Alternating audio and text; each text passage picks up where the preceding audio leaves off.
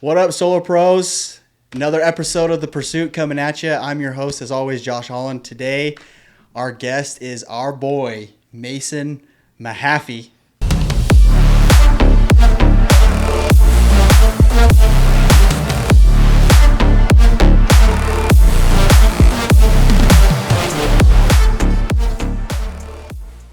Saying it right. Jason's sitting back here laughing.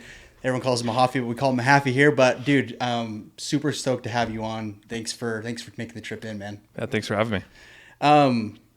So I want to give some context here because Mason you're 32. Yep. 2 kids. Been married for 11 years, and this 2024 was your first real year in solar.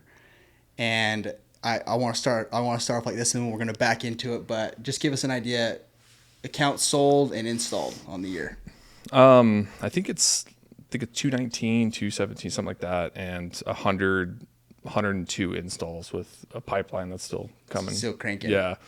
Absolutely unreal. So, huge head turner. And we're going to get into all the meat and potatoes that led into that. That was just from April on, right? Yeah. So yeah, April 6th. Okay. So legendary numbers, man. Just absolutely massive. So I think anytime someone's doing that, like, success leaves clues, and we want to dive in and know kind of what you're up to. So, again, thanks for coming on, but let's dive in, dude. Like, maybe take us from the beginning. Like, what was your upbringing like? And let's see where it takes us. Yeah. So I come from a town in Southern Oregon, Grants Pass, and born and raised there, went to school there, and, ended up, going to college, military, but then going back to be a teacher in that town. Oh, wow. Still my home. That's where I live, and it'll always be my home.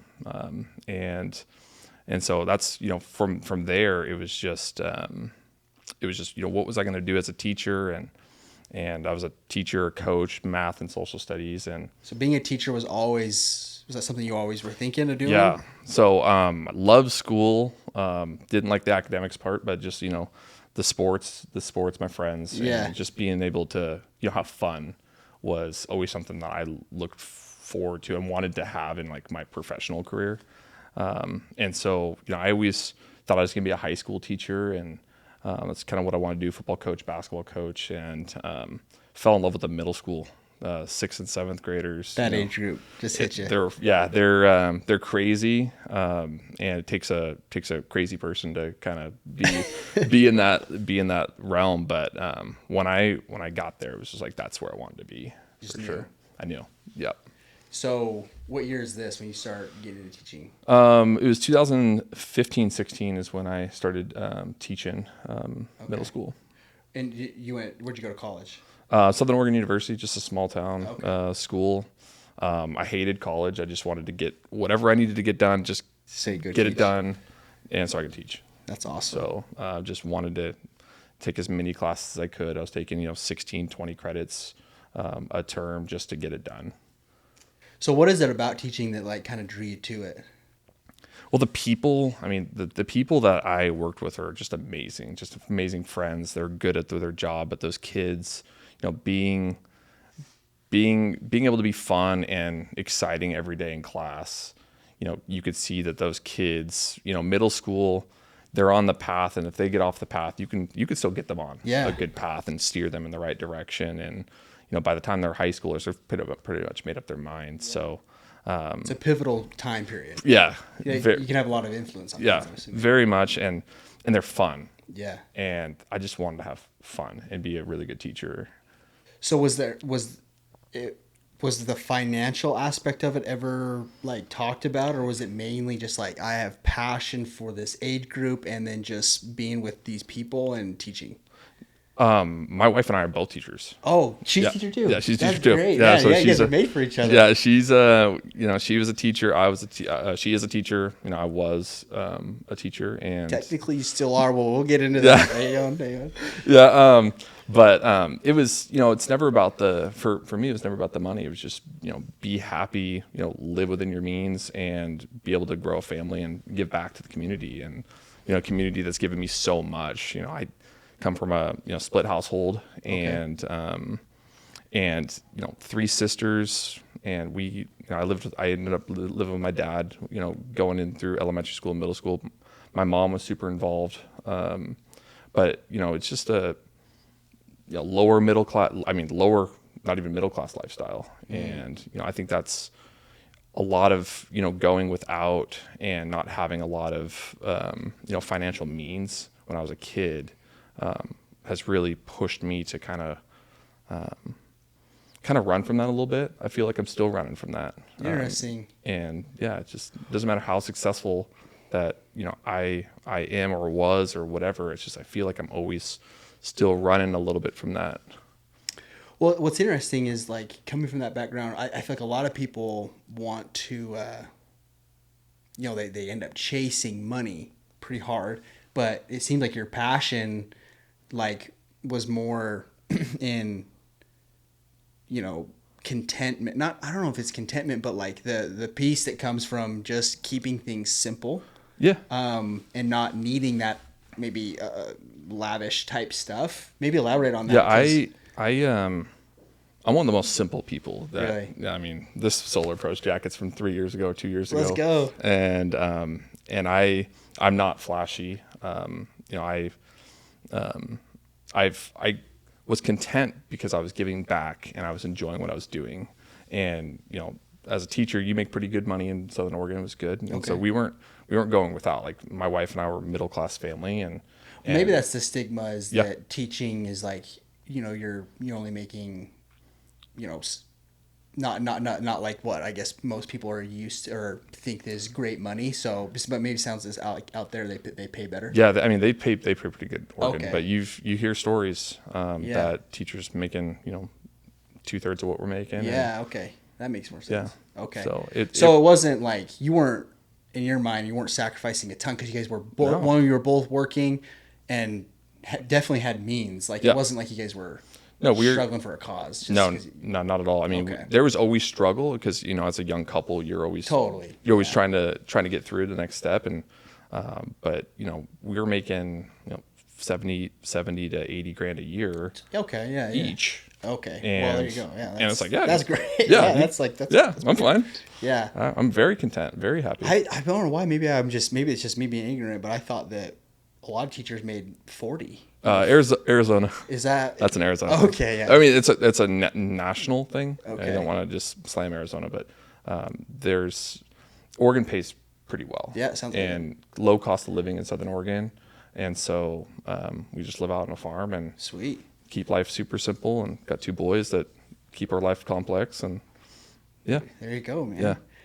Okay. That's actually fascinating because, yeah, I mean, you guys are living pretty decent. So that makes your story even actually more interesting to me to pull you out of that. Yeah.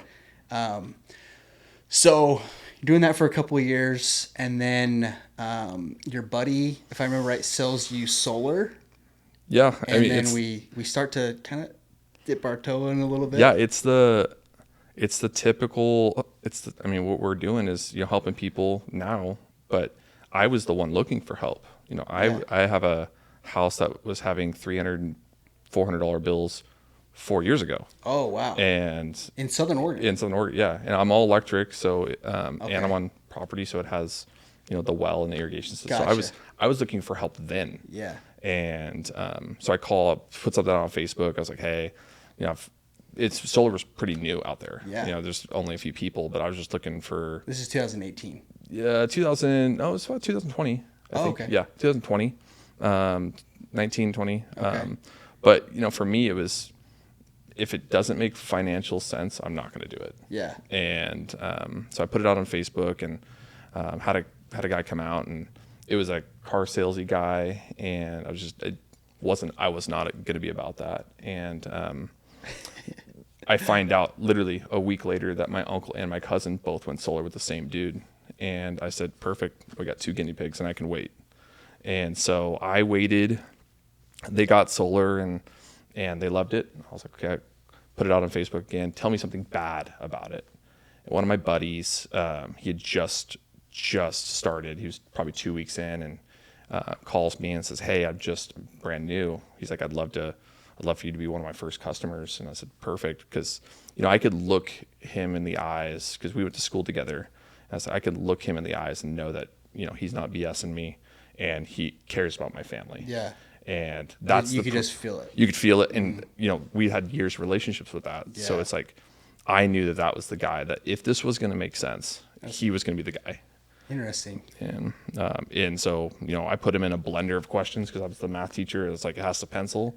And so we ended up doing the paperwork like on paper. And he says, hey, I want you to come work for me. And he's like, I'm starting up a local team in Southern Oregon. We got like a couple of guys. And it's like, my family, I'm a teacher, I'm a coach. I like my free time. I was like, if you're good with being number 5 on my list of things to do, then I'll give it a shot. And he's like, perfect. I was like, and don't call me for not working hours. Like if there's appointments or something, then go for it. But sure. Yeah. So that's where it became the side hustles. Yeah. Like. Yeah. So that's where, it was just like they had some extra appointments I'd run. I had no sales training whatsoever. I was literally relying on just me being a decent human. Yeah. And being decently funny. And so I sold a handful of accounts, and at first it was like, can I make like $6,000 to fund my Roth IRA? Because I like investing, I like doing this stuff, but I needed something to kind of fill that void. And it was pretty good. Early on it wasn't anything special, but it was something where I was like, okay, this could be a side hustle for me while I'm teaching, while I'm coaching. I was working before school, during lunches and after school, and on the weekends, just to see what this thing would do. Dude, it's not a lot of people are willing. You know what I mean? Like, it sounds like you had something in you that was like, I don't know, like just kind of craving more, or like maybe you're just effective with your time. And I just feel like a lot of people like just would never even try and dabble in that. You know what I mean? What do you feel like made you different there? Well, my family, my wife's family, we are workers. Okay. Like, we'll work. And, that's one thing that I kind of turned the solar thing into like a little game, a little hobby, more like, see what I can do here. So like the video game, I used to be a big video game player in my free time, and that kind of weaned off. And then I started doing this thing and seeing what I could do with this. But, I don't find this to be work that much. It's just been more of a kind of a adventure. Wow. So start dabbling in it for a couple years. Yep. And then all of a sudden pros. Yep. And you were connected to our boy Chase Hanley. He's an absolute monster. He is the monster. What was this? You guys played basketball together, right? Yep. Went to school together. Sounds like I feel like I'm just feeling prompted to ask. Like, did you start over him or in any way, or? Chase could shoot a basketball. He can? Yeah, Chase could shoot a basketball. You're trying to bait me, but I love Chase Hanley. We play on the same basketball teams together, and he's one of my best friends. You kind of led him there. Yeah. Well, yeah, I let him on the team. Yeah. Okay. Yeah. Okay. Yeah. So you knew Chase Hanley, and he was at pros, and how did that happen? Like, I don't feel like a lot of guys are like randomly thinking of their buddy that they knew in high school to. They haven't talked to in a while. Or did you guys have a relationship? That is, so I worked for another company, and I was. Did he know that? He did. Oh, okay. Yeah. He did, and so they had stopped paying.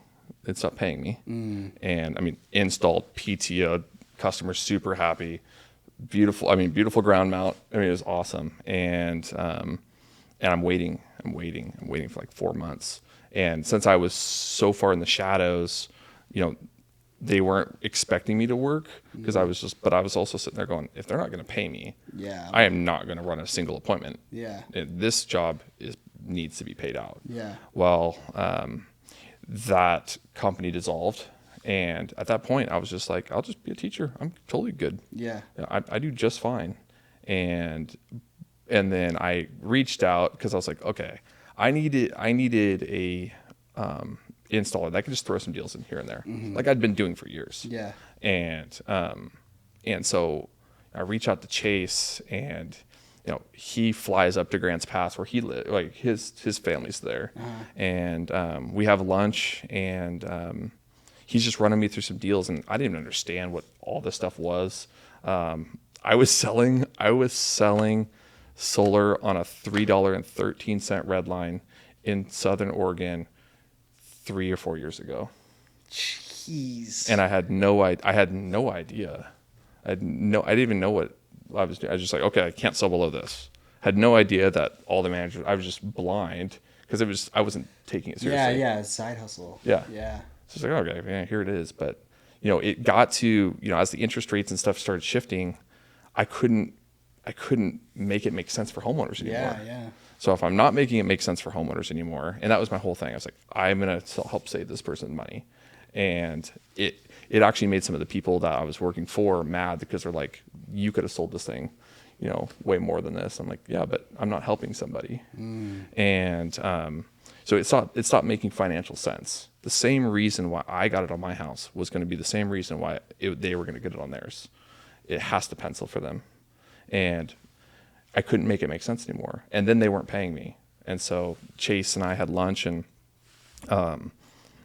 he just showed me like this was possible. And I was like, holy, like this doesn't make sense. Like you can price it down to this. Like, holy, can't even say this. I was in the house and we're doing this. Yeah. And at first, I didn't know how big it was going to get, but at least I had something that I could throw deals into. Yeah. Yeah. So you on board, you start tossing in a couple deals here and there. Yeah. I mean, it was a year and a half. I mean, year and a half, 2 years ago, just a couple deals here and there. And 2023. Yeah. Okay. Yep. So tossing a couple deals, and then Chase and Jaden's is Chase's business partner. They run Sovereign. They're blitzing out in Illinois, and then just spamming you with some good old recruiting texts. This was they were on a blitz in the Midwest, and I was in their group chats, and probably by design that they were just blasting me. They'd been trying to pull me for months, and to go like full time or what are you doing? Yeah. Like, what are you doing? But again, I don't see I was just doing it part time. Yeah. And I was like, I'm fine. Yeah. I think it was maybe $100,000 my first year at pros. So that was 2023. Of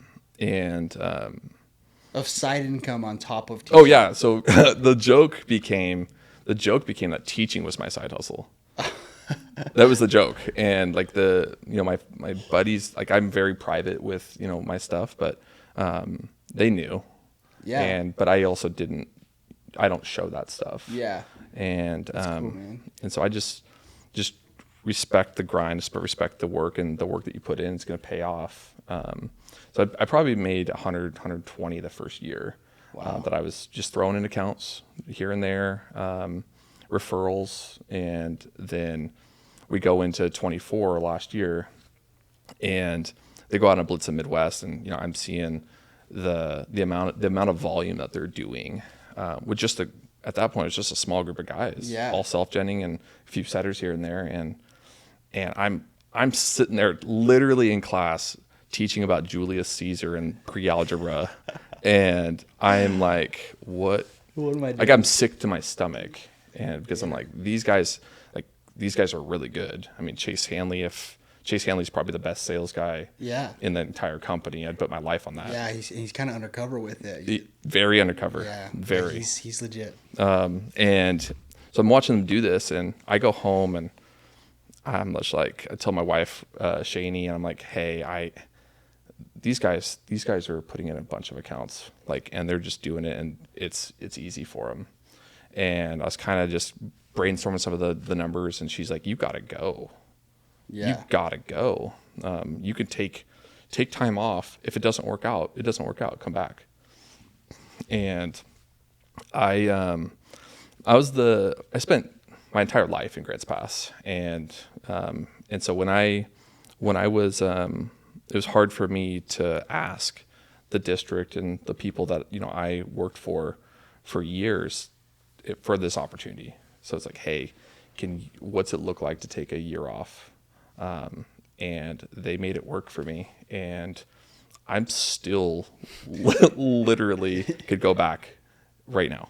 That's crazy, dude. So April, you start selling. So yeah, so spring break was my last That's day. right, that's right. Yep, so it was into March is my last day of work and of teaching, and I go through spring break, and then get in a car the April 1st and drive to the Midwest, and it was scary. It was for the first time, like Leaving your wife and kids. yeah. Well, I mean, in the military, you leave them, but that was fine. But it was first time that commission only. This is you got to go kill something, drag it home. Yeah. You have to go eat. Like you literally have to put that work in. Yeah. And I wasn't afraid of the work, but it's like, the self-doubt kind of came in. Yeah. And especially when you've had so much security. Yeah. Your whole life. And I wasn't selling in my home state. Yeah. I wasn't even selling in my hometown. Yeah. I'm going out to the Midwest where I don't even know I knew where Illinois was, but I'm like, where's these towns that these guys are at? And and so drove over there, and the first couple months was rough because I was still learning how to sell. Like I didn't even know how to sell. I didn't know, and the volume, and then the cancels. Trying to do everything for a team of setters that are out there working their butts off every single day. Yeah. And I'm the one closing their deals, and then cancels happen, and I'm trying to project manage while also hitting the third, fourth, fifth appointment, and there was a lot of cancels early on. Sure. And that I see a lot of the first couple months was not great. I was putting in accounts, but my cancel rate was high. I had no idea what I was doing. None. I was out there just winging it on just a prayer. Slinging. Yeah. Yeah. But then when you get to the summertime, it really started to pick up. And so what kind of numbers were you doing in the summer per month? So I think May I was doing like mid 30s, and so May was mid 30s. June, I think that was that the month I hit 50. I think June I hit 50. Wow. And like legitimate deals. And then July I was in the high 40s, and August I was in the 40s again. And incredible. But I had no idea. Like these guys, Jaden and Chase and all the guys were like, losing their minds, and I'm like, I'm just working. Is this good? I don't even know. They're calling me on Saturday mornings, going, do you know how much you're going to get paid next week? And I'm like, no, I don't even check that stuff. Like I literally don't even check that. Now it's a little different, but then I was just like, no, just trust the process. Go out there, work, do the best you can every day. Love that. And it's these guys. It would drive them nuts that I wouldn't even check. Yeah. And it's just funny. It's fine. I'm just gonna go up. Dude, man, there's so much to unpack there. I feel like your upbringing, probably like how your parents are, like, and it sounds like your wife's family, like hard workers, but simple mind, like simple in, keep it simple kind of. Keep it simple. Keep it simple in a lot of ways, and then grind and high level of integrity. Yep. That's kind of like what I'm capturing is I think you probably had some extra conviction in solar, one, because you had it, and then the process that you went through to get it. Like you're not going to sell someone wrong, right? And with Freedom's model, like prioritizing the customer, that probably just took you to a whole nother level, which is like why you signed that same day with Chase, when he explained it. But then you get out to a place like Illinois where it kind of just makes sense for any person you talk to, and you're around a good group that's already cranking, and then just all of these things go right. How, dude, I am curious. So, like, what did you feel like you figured out down the road of the combination of putting in that many accounts, taking care of your setters, and managing the projects to make sure they go to install and to sell them correctly, and not just throwing dirt at the wall? It was a lot. I got a great team of guys. The number one setter in the company works with me. Yeah. We do. Shout him out. Yeah, Kobe Walker. Yeah. My boy Kobe Walker. He's number one setter. Dude. How many did he do? He's at 100. He's at 100 and he cracked 100. Yeah. Yeah. And so, and he's wired the same way. Like and his guys are wired the same way. The guys, they just go out there and they commit to the work, and they know that, early on they didn't know. Yeah. There was frustrations. When you work with somebody for a long time or even short time, there's always frustrations and finger pointing and stuff like that. But now they know, and I know that these guys are absolutely working every day, and it's my job to take care of the customer, okay, and then make sure that these guys get paid. Awesome. And I take, maniacal. Chase is maniacal about project managing, communicating with customers. He's fantastic, dude. He's next level. Yeah. Like, he's in the amount of referrals he gets, and he did a training for all the regionals in Evolve like a month or so ago, and I was like, makes so much sense. He's got it dialed. Yep. So it's so cool to learn from somebody like that. Yeah, and we all know he's good. Yeah. And so it's like you see those leaders in the industry. Like, I didn't even know who Alex Winters was. Yeah. Some random kid that's up there selling. I didn't even know where he was selling. The Iceman. The Iceman. Like, it's funny because it's like my family knew who the Iceman was. I had no idea who he was. Really? It's like there's this. I'm following the Instagram page, and I'm like, there's the Iceman again. Yeah, there he is. But for me, it was like, who is this guy? I need to catch him. Mm-hmm. I need to be as good as Chase and catch this dude.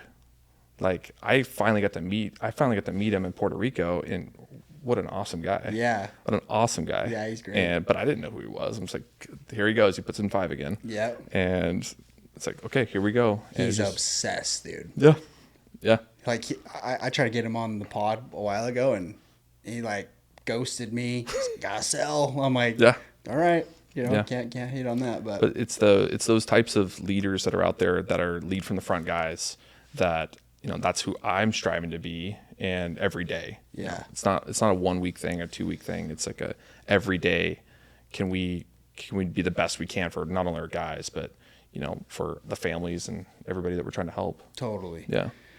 Incredible, man. So you're saying you have these people around you that are showing you what's possible, and showing you how to properly manage that kind of volume. Because I see even guys in my direct network that could sell so many, but managing a team on top of managing hundreds of accounts.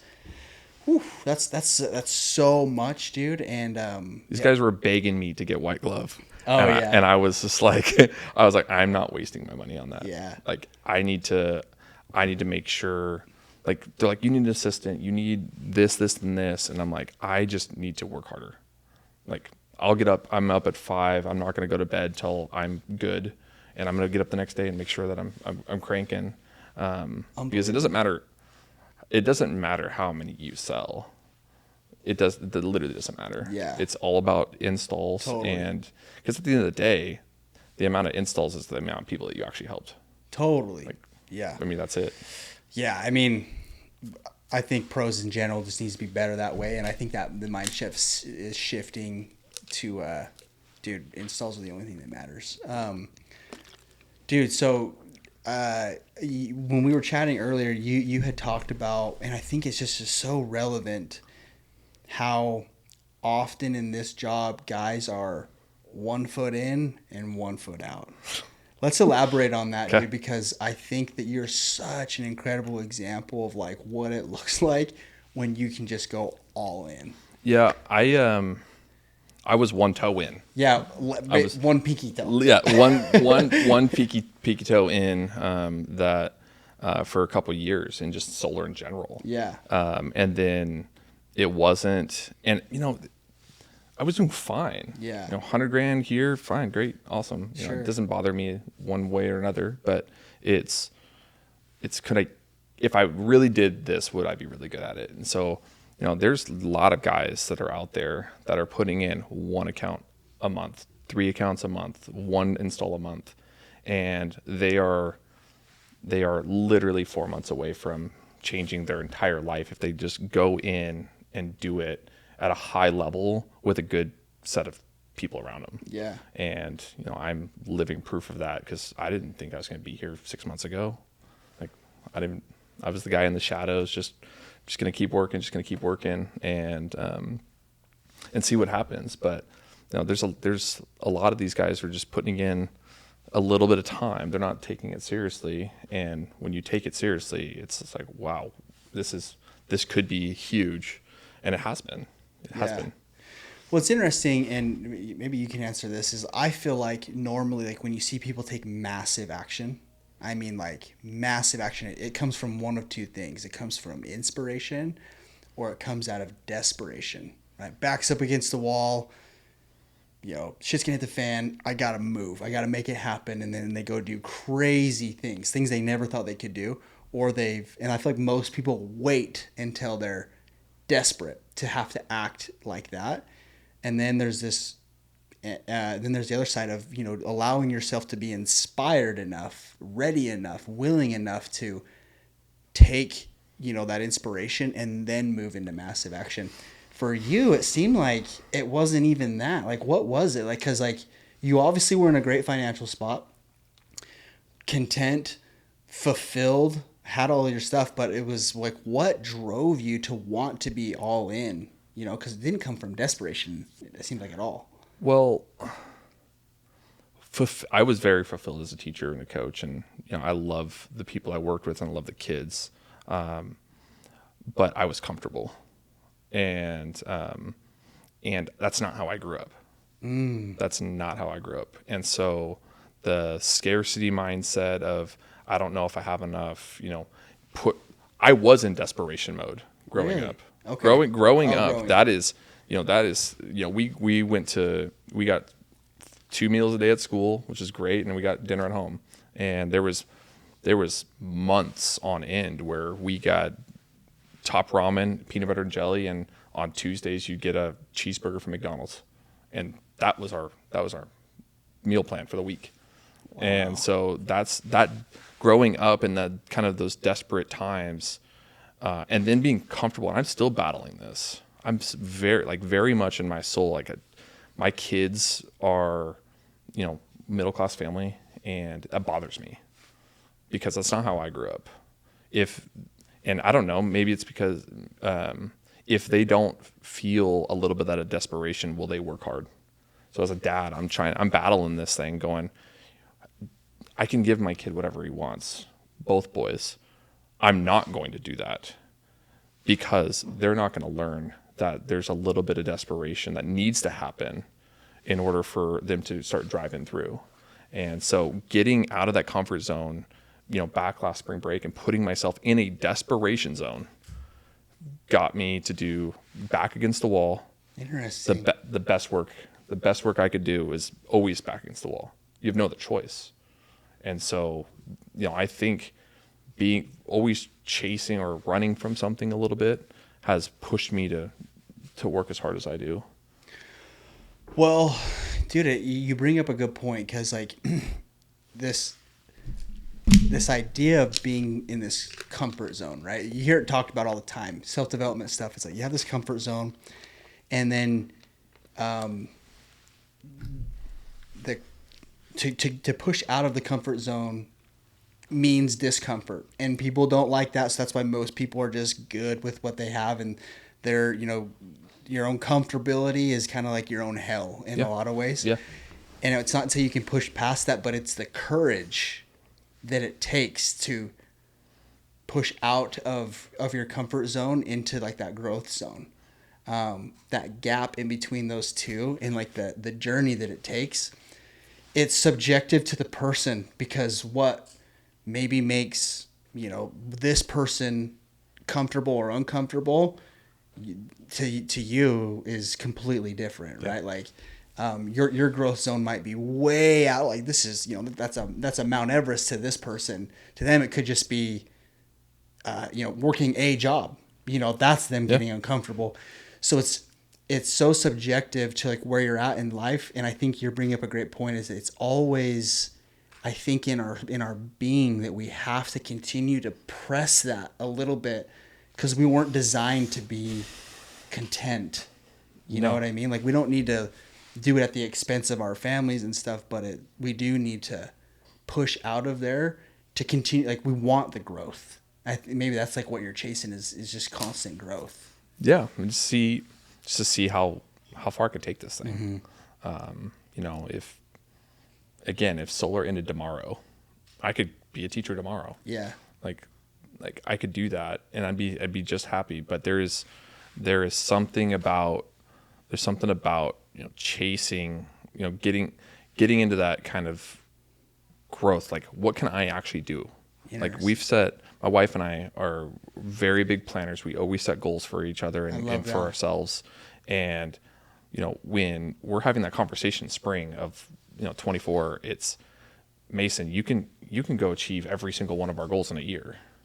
It's things that we're planning 20 years from now. You can go do it in a year. Now, yeah. And she's telling me, she's like, you have to do this. And so the growth is, what a great wife. She's the best. Jeez, she's the best. That's awesome. Yeah. And so she pushes, she works harder than I do. She keeps those two boys in line, and, she's a teacher and she works her butt off, and she's a great mom. And it's just, when I think I'm working hard, I know she's working twice as hard. Yeah. And we come from there's no excuses. Teaching a lot of these kids, you have the kids who come from money, the kids who don't come from money. And I was a kid who didn't come from money. There's no excuses. It doesn't matter. Go work. Yeah. Go work. No excuses. Go work. Put your best foot forward every day. You're going to see the results. And a lot of people, young, old, find excuses to put roadblocks in front of them when they don't have to. Just run right through them. Yeah. And I've tried to tell kids for years, it's like, it doesn't matter where your parents come from. You need to be better than that. Chase something, grow past that, and you just got to work hard for that. Yeah. So. Well, dude, where is it taking you now? Like, where do you feel like your vision is going into 25, or the next couple of years? I mean, have you thought through that? I got some good goals for this year. I did 100 installs in, was it 8 months? It's incredible, dude. And again, I didn't know honestly didn't even know, didn't care, just didn't know what was coming in. I'm just going to work. Yeah. But, with the growth of the pros, we're going to see somebody hit 150 next year. Oh, yeah. Installs. Oh, dude. Yeah. Or we're going to see somebody hit 150 installs. And yeah, I hope it's me. Like, I guess I don't even like saying hope. Like, I want it to be me, and I got a great team around me. We've got good plan for 24, and I didn't work from January through all of March. It took me a little bit, probably a month and a half, to actually get rolling, and then by the end of that year, by the end of September, like, I just went home and just kind of just decompressed. Yeah. So, like, really, 150 is very achievable. Totally. Very achievable. Installs. Someone's probably will sell 300 accounts next year. Yeah.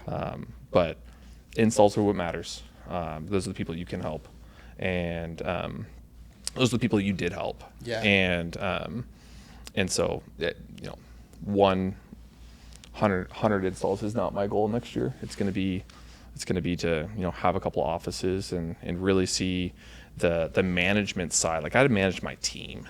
Okay, I managed my team with Chase and Jaden, and we did really well in 1 year. Now it's can I manage multiple teams and multiple offices and still put up those kind of numbers? That's a feat. And That's awesome. I'm gonna go for it. And at the end of the day, it's like, okay, can we have, you saw those teams that got recognized in Puerto Rico and they're killing it. They're doing great. And I just want my team to go up there. Like, they recognized me, and it was just like my team's out there sitting at a table. Yeah. And the first thing I did though was, I'm not here without those guys. Totally. And, I want my team to be up there next year because of the work that they put in. And so that's my big goal for next year. That's awesome, dude. Yeah, I mean, I think the more you do this job, you'll find that if you're going to continue to do it, there's very few people that can do it and just sell for just them. You know what I mean? Like, the money will always be great, but I think the shift changes to, like, the law of multiplication. Like, how many people can you influence to do more, to strive for more, and create more leaders? Yep. And developing. That was one of my big ones this year was, I need 6 like legitimate developed leaders that rolled with me last year. They did great, but it's time for them to step into a role where they can start developing and they can start growing their business. And it's one of my big plans for them. That's great, dude. Yeah, I think that there's so much fulfillment in that because honestly, it's a different sport. Like, selling's one thing. It's like, that's, you can get good at that, and then learning how to manage teams and develop leaders, you find out real quick, like, this is a different game. It's totally different, and it's exciting. Like, I think there's so much growth because to be effective at that at a high level, it really comes down to your own personal progression, because you're the lid to the people. And I think that's why it gets so fulfilling, is because if you want to be able to give to them, you yourself have to be elevated, and continue to grow, not just from a mechanical sales perspective, but in this job, everything comes to the surface, physically, mentally, spiritually. It's great, dude. So I'm sure you're gonna, just like you dominated selling, getting into that role, and it sounds like you already are. That's gonna be game changer. You'll got a good group of guys that are helping me develop, and the selling's the easy part. And people ask me, they're like, hey, what's your secret? And I'm like, I will tell you straight up, and I'll tell anybody who watches this, I'll tell the homeowner directly to their face, I don't care if you do this or not. I don't pay your bills.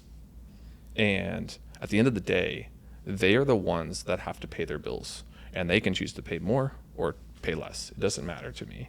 And when they know that I'm truly detached, because it doesn't matter, and I'm only there to help them, then that's when they're like, okay, like, if this guy doesn't care if I do it, why? Why does he not care? Because if I was pushing them to do it, then it's a sales guy trying to sell me. Totally. And so literally one of my closing lines is like, guys, I don't care if you do this or not, and I don't pay your bills. And they're like, perfect, this guy understands it.